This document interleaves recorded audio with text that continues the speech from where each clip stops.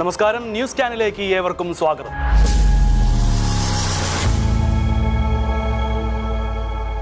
Middle east രാജ്യങ്ങളിൽ ഏറ്റവും അധികം ഭീകരതയെ പാലൂട്ടി വളർത്തിയ ഇറാനെതിരെ അമേരിക്കയെ ഒപ്പം ചേർത്തുകൊണ്ട് ഇസ്രായേൽ നടത്തിക്കൊണ്ടിരിക്കുന്ന യുദ്ധം ഒരാഴ്ച പിന്നിട്ടിരിക്കുകയാണ്. കഴിഞ്ഞ ഞായറാഴ്ച പുലർച്ചെ ഈ യുദ്ധം ആരംഭിച്ചപ്പോൾ തന്നെ ഇറാനിയൻ സ്വേച്ഛാധിപതി ആയത്തുള്ള അൽ ഖമേനിയെയും അദ്ദേഹത്തിനൊപ്പം ഇറാനിയൻ ഭീകരശക്തികളുടെ നെടുംതൂണുകളായ 50ഓളം ഉദ്യോഗസ്ഥരെയും ഇസ്രായേൽ അമേരിക്കൻ സൈന്യം കൊലപ്പെടുത്തിയിരിക്കുന്നു.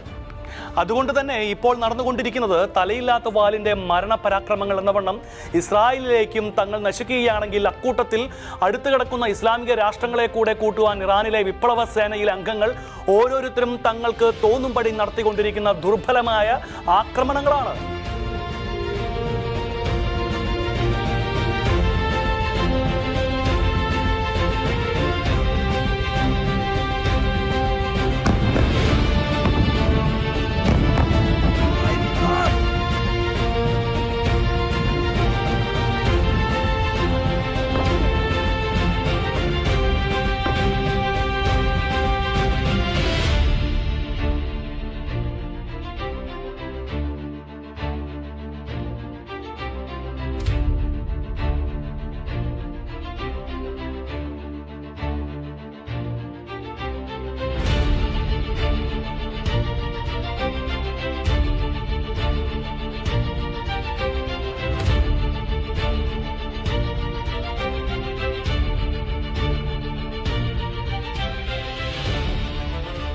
ഒരു പക്ഷവും ചേരാതെ യുദ്ധത്തിനെതിരെ പ്രസ്താവനകൾ ഇറക്കി വെറുതെ ഇരുന്ന തങ്ങളെ ആക്രമിച്ചതിന് പകരമായി ശക്തമായി ഇറാനെ തിരിച്ചടിക്കുമെന്ന് ഗൾഫിലെ ഇസ്ലാമിക രാഷ്ട്രങ്ങൾ പ്രഖ്യാപിച്ചതിന് പിന്നാലെ യുദ്ധഭൂമിയിലേക്ക് യൂറോപ്യൻ രാഷ്ട്രങ്ങളും രംഗത്തിറങ്ങിയിരിക്കുകയാണ്.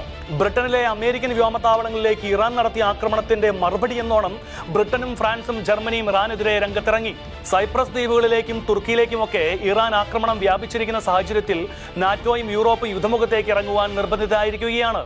അതേക്കുറിച്ച് അന്താരാഷ്ട്ര മാധ്യമ പ്രവർത്തകനായ ജോസ് കുമ്പളവേളി ഷെഖ്യാന ന്യൂസിനോട് പറഞ്ഞത് ഇപ്രകാരമായിരുന്നു. പശ്ചിമേഷ്യൻ യുദ്ധം എന്ന് പറയുമ്പോൾ അമേരിക്കയും അതുപോലെ ഇസ്രയേലും കൂടെ സംയുക്തമായിട്ട് അടിച്ചുകൊണ്ടിരിക്കുന്ന ഒരു രംഗമാണ് ഇപ്പോൾ നമ്മൾ കാണുന്നത്. പ്രത്യേകിച്ച് സൈപ്രസിലേക്കും അതുപോലെ തന്നെ തുർക്കിയുടെ ഒരു ഭാഗത്ത് ഒരു മിസൈൽ വന്നു, പക്ഷെ അത് തകർത്ത് കളഞ്ഞു. നാറ്റോയുടെ പ്രതിരോധ ശക്തി കൊണ്ട് തന്നെ അത് തകർത്ത് കളഞ്ഞു എന്ന് പറഞ്ഞപ്പോൾ യൂറോപ്പിനൊരു ഭയപ്പാട് ഇന്നലെ തന്നെ ഉണ്ടായി. അത് പ്രത്യേകിച്ച് അതിനെപ്പറ്റി കൂടുതലായിട്ട് പറയുമ്പോൾ യൂറോപ്യൻ രാജ്യങ്ങൾ, പ്രത്യേകിച്ച് മുന്നിൽ നിൽക്കുന്ന ജർമ്മനിയും അതുപോലെ ഫ്രാൻസും ഈ യുദ്ധത്തിൽ പങ്കുചേരില്ല എന്ന് പ്രത്യേകം പറഞ്ഞതാണ്.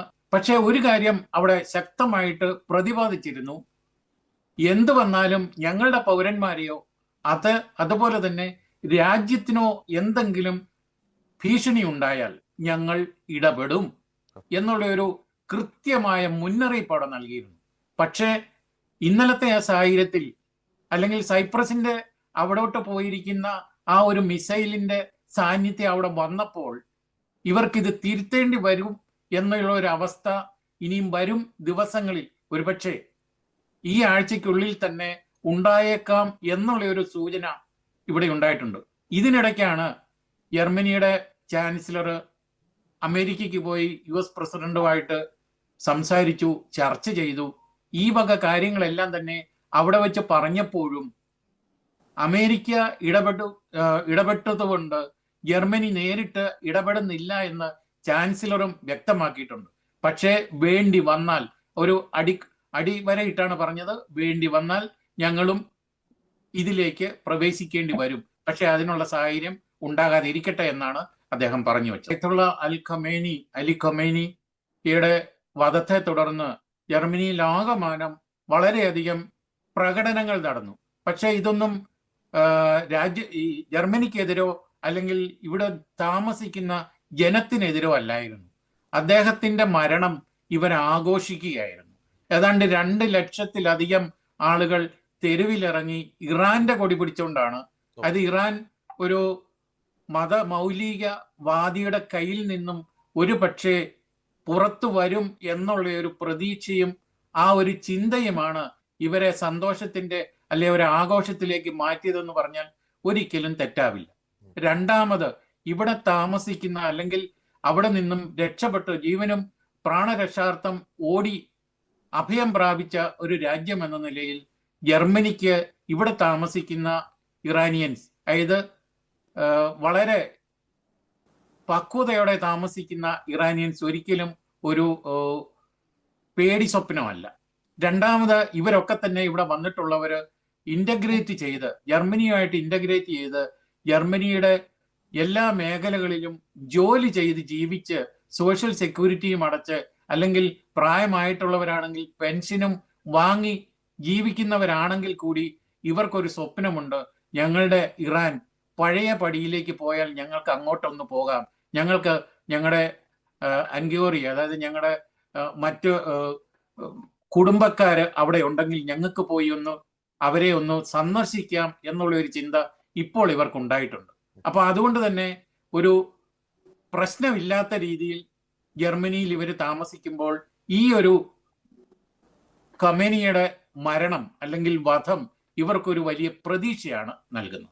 ലോകത്തിലെ ഏറ്റവും വലിയ സാമ്രാജ്യത്വ ശക്തിയായ അമേരിക്ക ഈ യുദ്ധത്തിൽ ഇസ്രായേലിനൊപ്പം ഉണ്ടെങ്കിലും ഇറാന്റെ തലപ്പത്ത് ഈ ഭീകരത എന്നേക്കുമായി ഇല്ലാതാക്കൂ എന്നത് ഇസ്രായേലിന്റെ മാത്രം അജണ്ടയായിരുന്നു. കഴിഞ്ഞ 2 വർഷത്തിലധികമായി പശ്ചിമേഷ്യയിലെ ഏറ്റവും വലിയ ഇസ്ലാമിക തീവ്രവാദ സംഘമായ ഹമാസിനെതിരെ ഇസ്രായേൽ യുദ്ധം നടത്തിക്കൊണ്ടിരിക്കുകയാണ്. ഹമാസിനെ കേവലം ദുർബലമായ തീവ്രവാദ ഗ്രൂപ്പായി കണ്ട് നീങ്ങിയതിന്റെ ഫലം കഴിഞ്ഞ 2 പതിറ്റാണ്ടുകളിലധികമായി ഇസ്രായേൽ അനുഭവിക്കേണ്ടതായി വന്നതിനാൽ ഹമാസിനെ പൂർണ്ണമായി ഇല്ലാതാക്കുക എന്ന അജണ്ടയുമായിട്ടായിരുന്നു ഇസ്രായേൽ നീങ്ങിയത്. എന്നാൽ ഹമാസിനെ മാത്രമല്ല, തങ്ങളുടെ നാശം മാത്രം ലക്കാക്കിക്കൊണ്ട് അവരുടെ പിന്നിലും വശങ്ങളിലുമെല്ലാം പതിയിരുന്ന ഭീകരശക്തികളെയെല്ലാം വേരോടെ പിഴുതെറിയുവാനുള്ള തീരുമാനവുമായി ഇസ്രായേൽ മുൻപോട്ട് പോയിക്കൊണ്ടിരിക്കുകയാണ്. ലെബനീസ് ഹിസ്ബുളുകളെയും യമനീസ് ഹൂതികളെയും ഇറാഖി സിറിയൻ തീവ്രവാദികളെയും ഇസ്രായേൽ ഒരേ സമയം തന്നെ നേരിട്ടുകൊണ്ടിരിക്കുന്നു. എന്നാൽ ഈ തീവ്രവാദ ശക്തികൾക്ക് പിന്നിൽ പതിയിരിക്കുന്ന ഭീകരശക്തി ആരാണെന്നുള്ള ഇസ്രായേലിന്റെ കൃത്യമായ തിരിച്ചറിവിന്റെ പരിസമാപ്തിയാണ് ഇപ്പോൾ ഇറാനെതിരെ ഇപ്പോൾ നടന്നുകൊണ്ടിരിക്കുന്ന യുദ്ധം. ഒരു വിധത്തിലും തങ്ങളെ ജീവിക്കുവാൻ അനുവദിക്കില്ലെന്ന് ഉറപ്പിച്ച് തീരുമാനിച്ചിറങ്ങിയിരിക്കുന്ന ശത്രുക്കളെ പ്രതിരോധിക്കുകയാണ് ഇസ്രായേൽ ഇവിടെ ചെയ്യുന്നത്. എന്നാൽ അത് ആക്രമണം തന്നെയാണ്. കാരണം ഇപ്പോൾ അത് ചെയ്തില്ലെങ്കിൽ ജൂതരാഷ്ട്രവും തങ്ങളുടെ പരമ്പരകളും ഭൂമിക്ക് മുകളിൽ ഉണ്ടാകില്ലെന്ന് അവർക്ക് നന്നായിട്ടറിയാം. അതുകൊണ്ട് തന്നെ ഇത്തവണ ഇറാനെതിരെ രണ്ടും കൽപ്പിച്ച് തന്നെയാണ് ഇസ്രായേൽ ആക്രമണം തുടരുന്നത്. ഇസ്രായേലിനും ലോകത്തിനും ഭീഷണിയായ പശ്ചിമേഷ്യൻ ഭീകരതയെന്ന നീരാളിയുടെ കൈകൾ ഓരോന്നായി ശോഷിപ്പിക്കുകയോ വെട്ടിമാറ്റുകയോ ഒക്കെ ചെയ്തിട്ട് ഒടുവിൽ തല തന്നെ ലക്ഷ്യം വെച്ചിരിക്കുകയാണ് ഇസ്രായേൽ. ടെഹ്റാനിലെ പാലസ്തീൻ സ്ക്വയറിൽ ഇറാൻ സ്ഥാപിച്ചിട്ടുള്ള ഡൂംസ്ഡേ ക്ലോക്ക് ഉണ്ട്. പുറകോട്ട് ചലിക്കുന്ന ഒരു കൗണ്ട് ഡൗൺ ക്ലോക്ക് അഥവാ അന്ത്യദിന ഘടികാരം. ഇപ്പോൾ ഇസ്രായേലിന്റെയും അമേരിക്കയുടെയും ആക്രമണത്തിൽ കൊല്ലപ്പെട്ട ആയത്തുള്ള അലി ഖമേനി അടുത്ത 25 വർഷത്തിനുള്ളിൽ ഇസ്രായേലിനെ ഭൂപരപ്പിൽ നിന്ന് തുടച്ചു നീക്കുമെന്ന് 2015 പ്രഖ്യാപിക്കുകയും അത് ലോകത്തിനെ ബോധ്യപ്പെടുത്തേണ്ടതിനുമായിരുന്നു ആ ക്ലോക്ക് സ്ഥാപിച്ചത്.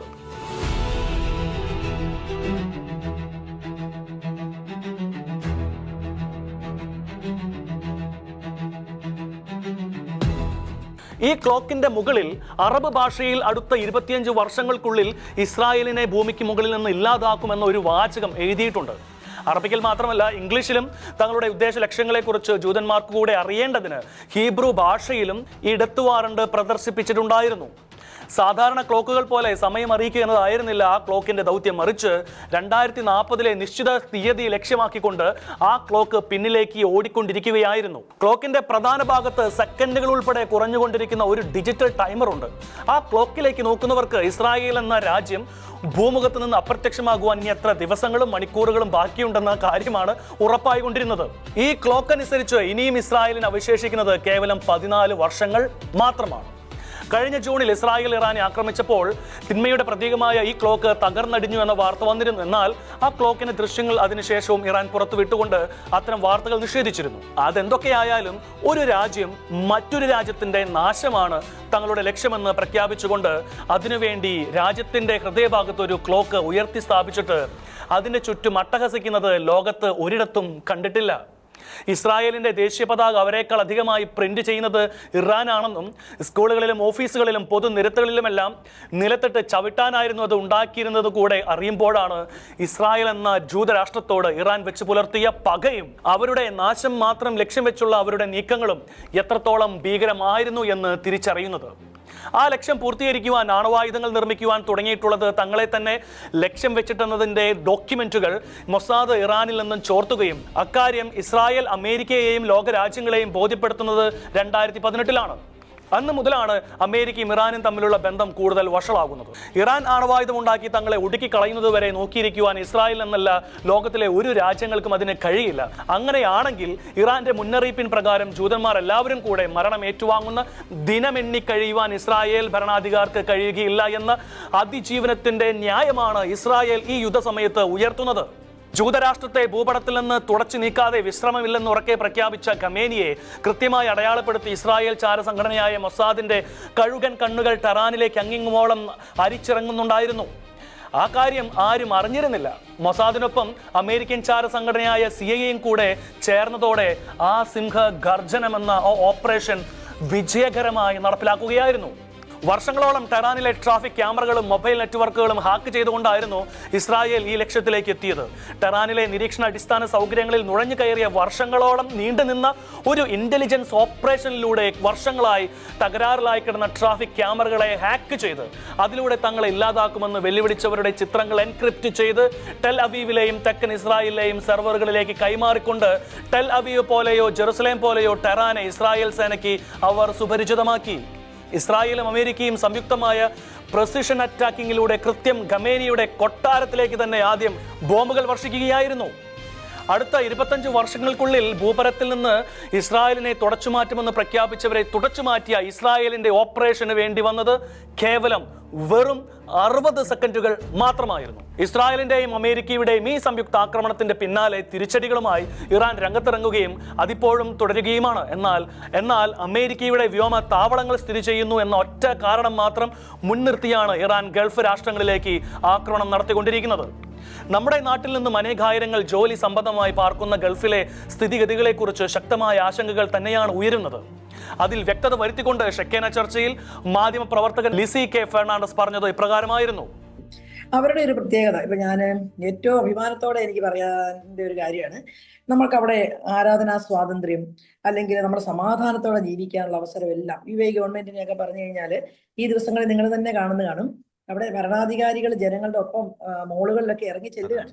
കാരണം എന്താന്ന് വെച്ച് കഴിഞ്ഞാൽ അവർ ഉദ്ദേശിക്കുന്നത് ഞങ്ങൾ നിങ്ങളോടൊപ്പം ഉണ്ട്, ഞങ്ങൾ ഇവിടെ നിൽക്കുന്നിടത്തോളം കാലം നിങ്ങൾ ഭയപ്പെടണ്ട എന്നുള്ളത് തന്നെയാണ്. കാരണം രാജ്യത്തിന്റെ ഡിഫൻസ് സിസ്റ്റം മുഴുവൻ വർക്ക് ചെയ്യുന്നുണ്ട്. ഇറാനിൽ നിന്ന് വരുന്ന മിസൈലും ഡ്രോണും ഒക്കെ തകർത്ത് കളയുന്നുണ്ട്. അതിൻ്റെ അകത്ത് വളരെ കെയർഫുൾ ആയിരിക്കണം എന്ന് പറഞ്ഞത്, ഒത്തിരി ആവശ്യമില്ലാതെ പുറത്തിറങ്ങുകയൊക്കെ ചെയ്യണ്ട എന്ന് പറഞ്ഞ് അവരോട് ജനങ്ങളോട് കെയർഫുൾ ആകാൻ പറഞ്ഞതല്ലാണ്ട് അവിടെ ഒരു അസ്ഥിരത ഉണ്ടാക്കാനോ അല്ലെങ്കിൽ അസമാധാനം ഉണ്ടാക്കാനോ ആ രാജ്യത്തിന്റെ സംവിധാനങ്ങളോ ഭരണ സംവിധാനങ്ങളോ ഒന്നും ഒരിക്കലും സമ്മതിക്കുന്നില്ല എന്നുള്ളതാണ് ഒന്നാമത്തെ കാര്യം. രണ്ടാമത്, ഈ സമാധാനം എന്ന് പറയുന്ന സംഭവം എന്നാണ്. ഇപ്പം മിഡിൽ ഈസ്റ്റ് രാജ്യങ്ങളുടെ ഒരു പ്രത്യേകത എന്ന് പറഞ്ഞു കഴിഞ്ഞാൽ ഇന്നിപ്പം നമുക്ക് തന്നെ അറിയാം, അമേരിക്കയുടെ പ്രശ്നം തന്നെയാണ്. അമേരിക്കയ്ക്ക് ഒരിക്കലും ഇറാൻ ഒരു ആണവ രാജ്യമായിട്ട് വളരാൻ അവർ ഒരിക്കലും അനുവദിക്കുന്നില്ല എന്നുള്ളതാണ് അവരുടെ ആഗ്രഹം. ഇസ്രായേലിനെ തകർത്ത് ഈ ഭൂഖണ്ഡത്തിൽ നിന്ന് തന്നെ ഇങ്ങനെ ഒരു രാജ്യം തന്നെ എന്ന് പറയുന്നതിനെയാണ് അവരുടെ രാജ്യം നിലനിൽക്കാൻ വേണ്ടി അവർ നോക്കുമ്പോൾ അമേരിക്ക ഇവരെ ആണവ സംവിധാനങ്ങളെ അങ്ങനെ ഇവരെ വളർത്തുക എന്ന് സംസാരിക്കുമ്പോൾ നമ്മൾ അക്ഷരാർത്ഥത്തിൽ നമ്മുടെ അവസ്ഥ എന്താണ്?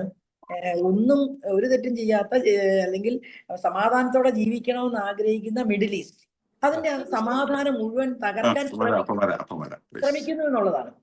ആ ശ്രമിക്കുന്ന സംവിധാനത്തെ നമ്മൾ എന്ത് ചെയ്യണം? അവരുടെ സർവ്വശക്തിയും ഉപയോഗിച്ചുകൊണ്ടിട്ട് അതിനെ തകർക്കുകയാണ്. ഇവിടെ സുരക്ഷിതമാണ്, നിങ്ങൾ ഭയപ്പെടണ്ട എന്നുള്ള രീതിയിലേക്ക് അവരുടെ രാജ്യത്ത് ജീവിക്കുന്നവർ സമാധാനത്തോടെ ജീവിക്കണമെന്ന് അവർ ആഗ്രഹിക്കുന്നുണ്ട്. അതിനുള്ള സംവിധാനങ്ങൾ അവർ ഒരുക്കുന്നുണ്ട്.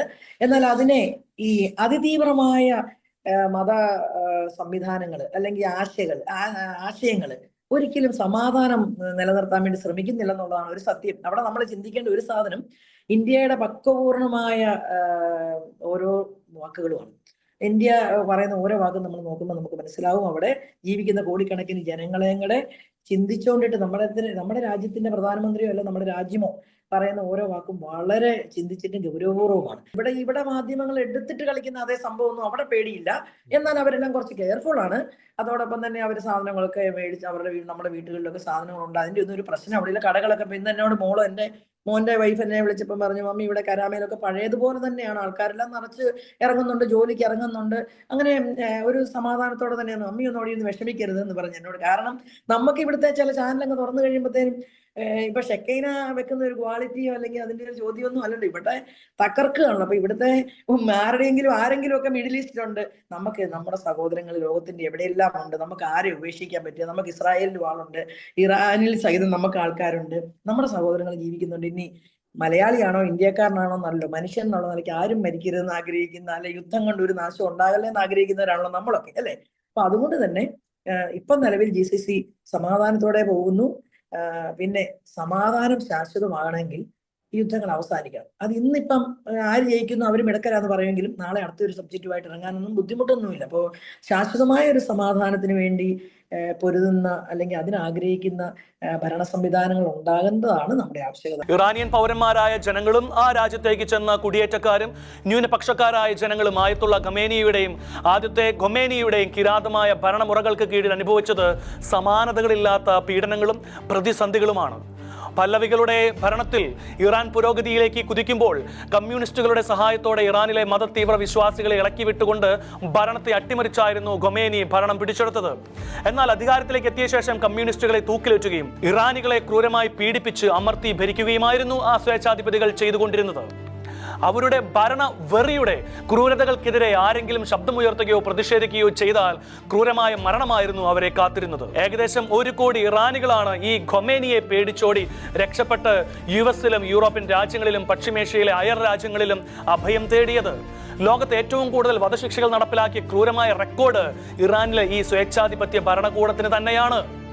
1979 മുതൽ ഇതുവരെ 1 ലക്ഷം മുതൽ 1.5 ലക്ഷം വരെ ആളുകളെയാണ് തങ്ങളുടെ തേർവാഴ്ചയ്ക്കെതിരെ പ്രതിഷേധിച്ചതിന് ഇവർ വധശിക്ഷയ്ക്ക് വിധേയമാക്കിയത്.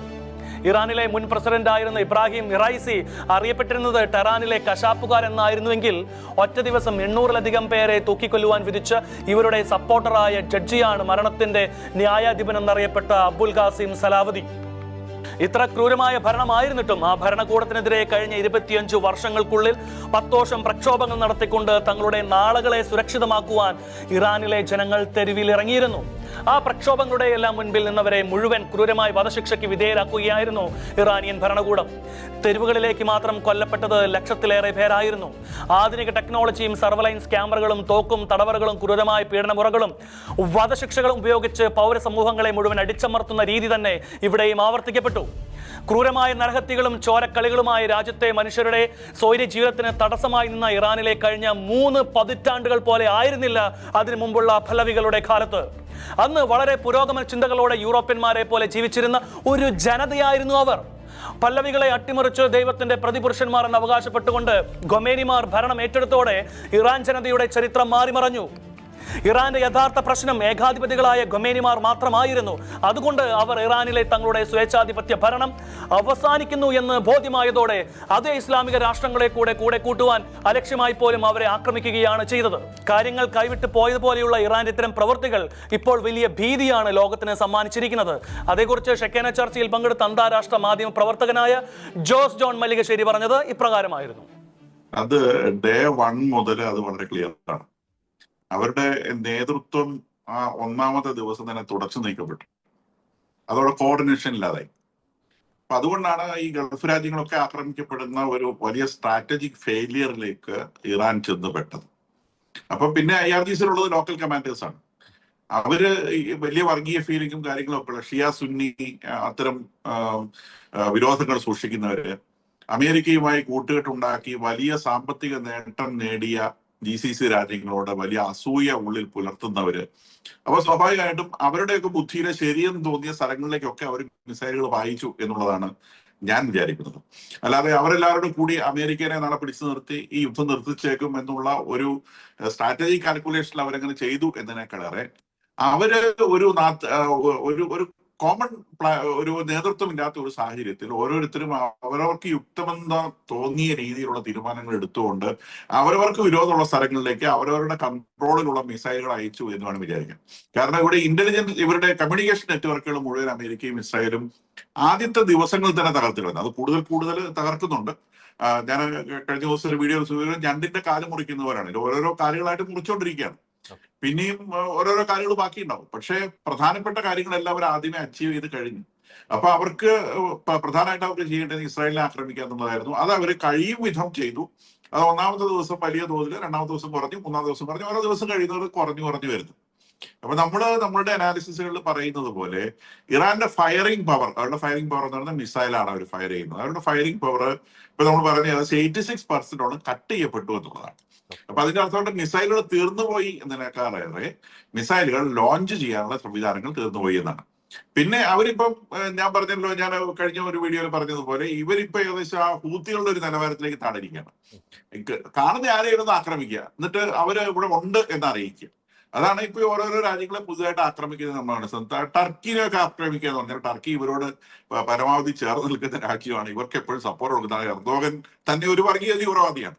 അപ്പൊ ആ എർദോഗനെ കയറി തോണ്ടി ഇവർക്ക് എതിരാക്കുക എന്നൊക്കെ പറഞ്ഞാൽ എന്നാതരം മണ്ടത്തരമാണെന്ന് ആലോചിച്ചിട്ടുണ്ട്. അപ്പൊ ഇതിനിടയിൽ ഇവർ എർദോഗനെയും അതുപോലെ CIAയെയും പിന്നെ നെഗോസിയേഷന് വേണ്ടി സമീപിച്ചതായിട്ടുള്ള വാർത്തകൾ പുറത്തു വരുന്ന കാര്യവും നമ്മൾ ഒരു വീഡിയോയിൽ സൂചിപ്പിച്ചിരുന്നു. അപ്പൊ എന്തായാലും ശരി, അവിടെ ഒരു നദിനില്ല കളരിയാണ് എന്നുള്ളത് 100% വ്യക്തമാണ്. ഇന്നലെ ആ കപ്പൽ ആക്രമിക്കപ്പെട്ടത് പോലും, ഇന്ത്യയിൽ നിന്ന് പുറപ്പെട്ട ആ കപ്പൽ ആക്രമിക്കപ്പെട്ടത് പോലും ഇവരുടെ ഈ ഒരു കമ്മ്യൂണിക്കേഷൻ ലാക്കിന്റെ ഒരു പ്രോബ്ലം ആണെന്ന് ഞാൻ വിചാരിക്കുന്നു. കാരണം അത് ഇന്റർനാഷണൽ വാട്ടേഴ്സിൽ കയറി കഴിഞ്ഞാൽ ആ നിമിഷത്തെ ആക്രമിക്കപ്പെടും എന്നുള്ളത് കോമൺ സെൻസ് ആണ്. അപ്പൊ അത്രയധികം ഇറാന്റെ കയ്യിൽ ആകെ ഉള്ള 1-2 കപ്പലുകളിൽ ഒരെണ്ണം അത് ഇന്ത്യൻ തീരത്ത് അവിടെ കിടന്നുകൊണ്ടിരുന്നത്. അപ്പൊ അത് അവിടെ നിന്ന് അതവിടെ നിൽക്കൂ എന്ന് പറയാനുള്ള ഒരു ഉത്തരവ് കൊടുക്കാനുള്ള സംവിധാനം ഇറാനിൽ ഇല്ലായിരുന്നു എന്ന് നമ്മൾ വിചാരിക്കാം. അപ്പൊ തങ്ങളുടെ രാജ്യം ആക്രമിക്കപ്പെടുന്നു എന്ന് കണ്ടപ്പോൾ തങ്ങളുടെ രാജ്യത്തേക്കാണല്ലോ പോകേണ്ടത് എന്ന് കരുതി അതിന്റെ ക്യാപ്റ്റൻ അതിന് ഡിസിഷൻ എടുക്കുകയും അത് ഇന്റർനാഷണൽ വാട്ടേഴ്സ് പ്രവേശിച്ച മൊമെന്റിൽ തന്നെ അത് ആക്രമിക്കപ്പെടുകയും ചെയ്തു. കാരണം വിശാഖപട്ടണത്ത് അത് കിടക്കുമ്പോൾ തന്നെ അത് അമേരിക്കൻ ലെൻസിലാണ് എന്നുള്ളത് ഉറപ്പാണ്. അത് അവിടുന്ന് പോകുന്ന സമയത്ത് അമേരിക്കൻ ലെൻസിൽ വരികയും സബ്മറൈൻ കൊണ്ട് അത് ആക്രമിക്കുക. സാധാരണ സബ്മറൈൻ കൊണ്ട് ഇത്തരം ആക്രമണങ്ങൾ സംഘടിപ്പിക്കുന്നത് പതിവില്ല. സബ്മറൈൻസ് ഇത്തരം ആക്രമണങ്ങളിൽ സാധാരണ ഏർപ്പെടാറില്ല. ഇത് വിമാനങ്ങളിൽ നിന്നാണ് സാധാരണ ആക്രമണം സംഘടിപ്പിക്കുക.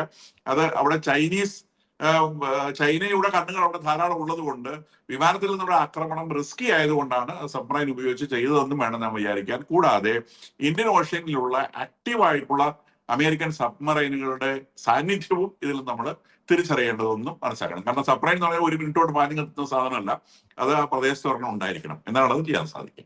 മതത്തിന്റെ പേരിൽ ജനങ്ങളെ കയ്യിലെടുത്തിട്ട് അധികാരം പിടിച്ചെടുത്തിട്ട് ക്രൂരമായ നിയമങ്ങൾ കൊണ്ട് അവരെ അടിച്ചമർത്തിയ സ്വേച്ഛാധിപതികൾ തന്നെയായിരുന്നു ഇറാന്റെ ശാപം. സ്ത്രീകളുടെ വിവാഹപ്രായം 50 വയസ്സായി കുറച്ചു. വസ്ത്രധാരണത്തിൽ വിലക്കുകൾ വന്നു. സ്ത്രീകളുടെ കാര്യമാണ് വലിയ കഷ്ടമായത്. അവർക്ക് ഉന്നത പദവികളൊന്നും പറ്റില്ല. പുരുഷന്മാരില്ലാതെ പുറത്തിറങ്ങാനാകില്ല. സ്ത്രീകളുടെ വസ്ത്രധാരണം പരിശോധിക്കുവാൻ മാത്രമായി തെരുവുകൾ നീളെ CCTV ക്യാമറകൾ സ്ഥാപിച്ചു. തങ്ങളുടെ ഭരണകൂടത്തിനെതിരെ പ്രതിഷേധിച്ചവരിൽ സ്ത്രീകളായവരെ ക്രൂരമായ ലൈംഗിക പീഡനങ്ങൾക്ക് ഇരകളാക്കി. കന്യകമാരായ വനിതാ തടവുകാരെ വധിക്കുന്നതിന് മുമ്പ് ബലാത്സംഗം ചെയ്തിരിക്കണമെന്നും അതവർക്ക് സ്വർഗത്തിൽ പ്രവേശിക്കുവാൻ വേണ്ടിയാണെന്നും പറഞ്ഞുകൊണ്ട് സൈന്യത്തിനോട് എല്ലാവരെയും ബലാത്സംഗം ചെയ്യുവാൻ പറഞ്ഞെന്നുമൊക്കെ കേൾക്കുമ്പോൾ മാലോകരെല്ലാം തലയിൽ കൈവച്ചിരിക്കുകയാണ്. ഇറാനിലെ ഇസ്ലാമിക ജനവിഭാഗത്തിന് നേരിടേണ്ടി വന്ന ക്രൂരതകൾ ഇതായിരുന്നുവെങ്കിൽ ക്രൈസ്തവരടക്കമുള്ള ഇതര മതസ്ഥരായ ന്യൂനപക്ഷങ്ങൾക്ക് അവിടെ അഭിമുഖീകരിക്കേണ്ടി വന്ന പ്രതിസന്ധികൾ എത്രത്തോളം ഭീകരമായിരുന്നുവെന്ന് ന്യായമായി തന്നെ ഊഹിക്കാം. ഇറാനിൽ ക്രിസ്തുമതം ആ രാജ്യത്തിന്റെ പ്രാരംഭ ദശകളിൽ തന്നെ നിലനിന്നിരുന്നു. ഈ കാലഘട്ടത്തിൽ ഇറാനിലെ ജനസംഖ്യയുടെ ഒരു ന്യൂനപക്ഷം വ്യത്യസ്ത സംസ്ഥാനങ്ങളിൽ ക്രിസ്ത്യൻ വിശ്വാസത്തെ പിന്തുടർന്നു പോന്നുവെന്നാണ് രേഖകൾ. ഇന്നത്തേതിനേക്കാൾ മുൻകാലങ്ങളിൽ ജനസംഖ്യയുടെ വലിയൊരു പങ്ക് ക്രിസ്ത്യാനികളായിരുന്നു. ഇറാനിലെ ഏറ്റവും വലിയ ക്രിസ്ത്യൻ സമൂഹം അർമേനിയക്കാരായിരുന്നു. 2016 സെൻസസിൽ ഇറാനിലെ സ്റ്റാറ്റിസ്റ്റിക്കൽ സെന്റർ രാജ്യത്ത് 1,17,700 ക്രിസ്ത്യാനികൾ ഉണ്ടെന്നായിരുന്നു റിപ്പോർട്ട് ചെയ്തിരുന്നത്.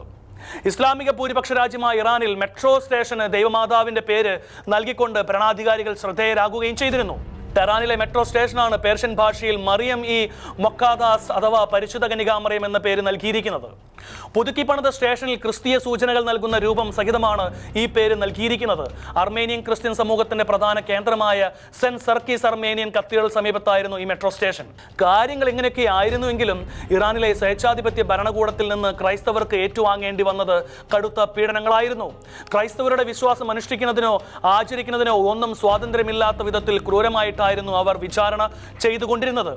അന്യായമായ അത്തരം പ്രോസിക്യൂഷന് മാത്രമല്ല, ഏകപക്ഷീയമായ തടങ്കലിനും അവരെ ഏൽപ്പിച്ചിരുന്നു. സുവിശേഷ പ്രഘോഷണം രാജ്യത്ത് വിലക്കി.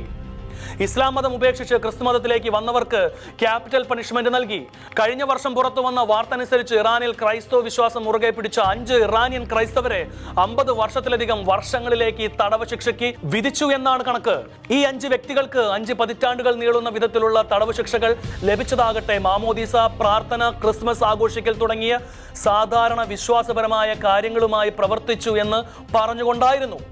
ഇറാനിയൻ അർമേനിയൻ വചന പ്രഘോഷകൻ ജോസഫ് ഷഹബാസിയൻ, ഇസ്ലാം മതം ഉപേക്ഷിച്ച് ക്രൈസ്തവ വിശ്വാസം സ്വീകരിച്ച നാസർ നവാഡ്, ഗോൾ തബേഖ്, ഐഡ നജഫ്സു, ജോസഫിന്റെ ഭാര്യ ലിഡ ഉൾപ്പെടെ ആകെ 5 ക്രൈസ്തവരാണ് ശിക്ഷിക്കപ്പെട്ട് തടവിലായത്. രാജ്യത്തെ നിയമവ്യവസ്ഥ അനുസരിച്ച് ഇസ്ലാം മതത്തിലേക്ക് ആളുകൾ പരിവർത്തനം ചെയ്യാമെങ്കിലും ഇസ്ലാം മതസ്ഥർക്ക് മറ്റു മതങ്ങളിലേക്ക് പരിവർത്തനം ചെയ്യുവാൻ അനുമതിയില്ല.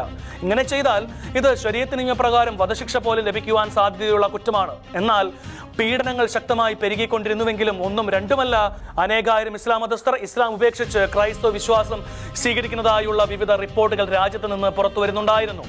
എന്നാൽ ഇപ്പോഴത്തെ സാഹചര്യത്തിന്റെ മറവിൽ ക്രൈസ്തവ സമൂഹങ്ങളിൽ നിന്ന് കേൾക്കുന്നത് ശുഭകരമായ വാർത്തകളല്ല. കഴിഞ്ഞ ഒരു വർഷം മാത്രം ഇറാനിൽ 254ഓളം ക്രിസ്ത്യാനികൾ അവരുടെ വിശ്വാസത്തിന്റെ പേരിൽ അറസ്റ്റിലാകപ്പെട്ടെന്നും രാഷ്ട്രീയ സംഘർഷങ്ങൾക്കിടയിൽ ഭരണകൂടം ക്രൈസ്തവരെ ലക്ഷ്യം വെക്കുകയും അവരെ ബലിയാടുകളാക്കി മാറ്റുകയുമാണെന്നാണ് article 18, Open Doors, CASW, Middle East Console എന്നീ സംഘടനകൾ സംയുക്തമായി പുറത്തിറക്കിയിരിക്കുന്ന സർവേ റിപ്പോർട്ടിൽ പറയുന്നത്. കഴിഞ്ഞ വർഷം ഇറാനിൽ അറസ്റ്റിലായ മിക്ക ക്രിസ്ത്യാനികൾക്കെതിരെയും ഇസ്ലാം മതത്തിന് വിരുദ്ധമായ പ്രചാരണം എന്ന കുറ്റം ചുമത്തിയാണ് കേസെടുത്തിട്ടുള്ളത്. ജയിൽ തടവ് കൂടാതെ നാട് കടത്തപ്പെട്ടവരും ശിക്ഷ എന്ന നിലയിൽ ജോലിക്കായി നിർബന്ധിക്കപ്പെട്ടവരുമായ നിരവധി ക്രൈസ്തവരുണ്ട്. ഇറാനിലെ മനുഷ്യാവകാശത്തിന് വേണ്ടി സ്വരമുയർത്തുകയും ക്രൈസ്തവ വിശ്വാസം പിന്തുടരുന്നവരുമായ ക്രൈസ്തവരെ ഫോക്കസ് ചെയ്തുകൊണ്ടാണ് ഇറാനിയൻ സ്വേച്ഛാധിപതികൾ പീഡനം ശക്തമാക്കിയത്.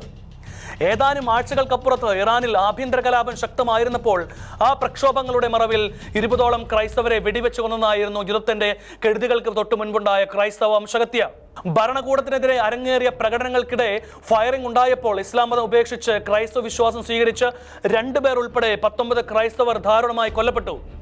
ഇസ്ലാം മതം ഉപേക്ഷിച്ച് ക്രൈസ്തവ വിശ്വാസം സ്വീകരിച്ച 35 വയസ്സുള്ള നാദിർ മുഹമ്മദിയും 51 വയസ്സുള്ള സഹറാർ അർജോമോണ്ടിയുമായിരുന്നു വെടിവെപ്പിനിടയിൽ മരിച്ചത്. ഇസ്ലാമിൽ നിന്ന് പരിവർത്തനം ചെയ്യപ്പെട്ടു വരുന്ന ക്രൈസ്തവർ രാജ്യസുരക്ഷയ്ക്ക് ഭീഷണിയാണെന്നാണ് ഇറാനിലെ അധികാരികൾ ഈ കൊലപാതകങ്ങൾക്കും തടവുകാർക്കും ന്യായമായി പറയുന്നത്.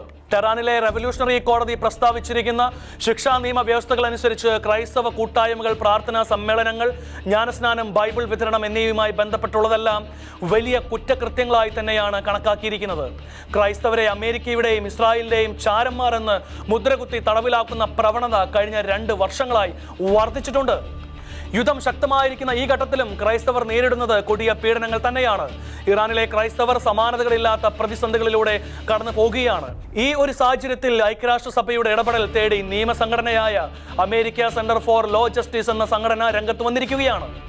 ഐക്യരാഷ്ട്രസഭയുടെ മനുഷ്യാവകാശ കൗൺസിലാണ് ഈ അടിയന്തര അപ്പീൽ എത്തപ്പെട്ടിരിക്കുന്നത്. ഇസ്ലാമിക രാഷ്ട്രങ്ങളിൽ ക്രൈസ്തവർ ആക്രമിക്കപ്പെടുമ്പോൾ പൊതുവെ മൗനം പാലിക്കുന്ന പ്രവണതയാണ് ആഗോള നേതാക്കന്മാർ കാട്ടിക്കൊണ്ടിരുന്നത്. ഇറാനിലെ ക്രൈസ്തവരുടെ കാര്യത്തിലും അത് അങ്ങനെ തന്നെ തുടരുകയാണ്. ഇറാനിലെ ക്രൈസ്തവരുടെ വീടുകളിലെ ആരാധന കൂട്ടായ്മകൾ പതിവായി റെയ്ഡ് ചെയ്യപ്പെടുകയും പരിശുദ്ധ ബൈബിളുകൾ കണ്ടുകെട്ടുകയും വിശ്വാസികളെ നീണ്ട ചോദ്യം ചെയ്യലിന് വിധേയമാക്കിക്കൊണ്ട് തടവിലാക്കുകയും ചെയ്യുന്ന പ്രവണത വല്ലാതെ പെരുകിയപ്പോൾ തന്നെ കുപ്രസിദ്ധമായ എവിൻ ജയിൽ പോലെയുള്ള സ്ഥലങ്ങളിൽ വൈദികരെയും സഭാ നേതാക്കളെയും പലപ്പോഴും ദീർഘകാല ജയിൽ ശിക്ഷയ്ക്ക് വിധിച്ച സംഭവങ്ങളും പുറത്തു വന്നിട്ടുണ്ട്. ഇറാൻ ക്രൈസ്തവ വിശ്വാസം ഒരു നിയമാനുസൃത വിശ്വാസമല്ലെന്നും മറിച്ച് ഒരു സുരക്ഷാ ഭീഷണിയാണെന്നും ഇറാനിലെ അധികാരികൾ കണക്കാക്കിയിരിക്കുന്നതുമാണ് ജനീവയിലെ UNHRCയിൽ സമർപ്പിച്ച സബ്മിഷനിൽ പറയുന്നുള്ളത്. ഏതായാലും 32,000ഓളം നിരപരാധികളെ ഇറാൻ കൊന്നു തള്ളിയപ്പോൾ ലോകത്താർക്കും അതിൽ മനുഷ്യാവകാശ ലംഘനം കണ്ടെത്താനായില്ല. യുദ്ധത്തിൽ കൊല്ലപ്പെടുന്നത് ഏത് മതത്തിൽപ്പെട്ട വ്യക്തിയായിരുന്നാൽ തന്നെയും അത് നരകുലത്തിനെതിരെയുള്ള കടന്നുകയറ്റം തന്നെയാണ്. അത് ചർച്ചകളിലൂടെയും സമവായത്തിലൂടെയും പരിഹരിക്കുക തന്നെ വേണം. നമുക്ക് നീതിയുടെയും സത്യത്തിന്റെയും മനുഷ്യാവകാശത്തിന്റെയും പക്ഷത്ത് ചേർന്ന് നിൽക്കാം. ചോര ചൊരിയുന്നതും കൊലപാതകങ്ങളും ഇല്ലാത്ത നാളേക്കായി പ്രാർത്ഥിക്കാം. വെറുപ്പും വിദ്വേഷവും ഒക്കെ ഇല്ലാത്ത സ്നേഹത്തിന്റെയും സാഹോദര്യത്തിന്റെയും നല്ല നാളേക്കായി നമുക്ക് പ്രാർത്ഥിക്കാം.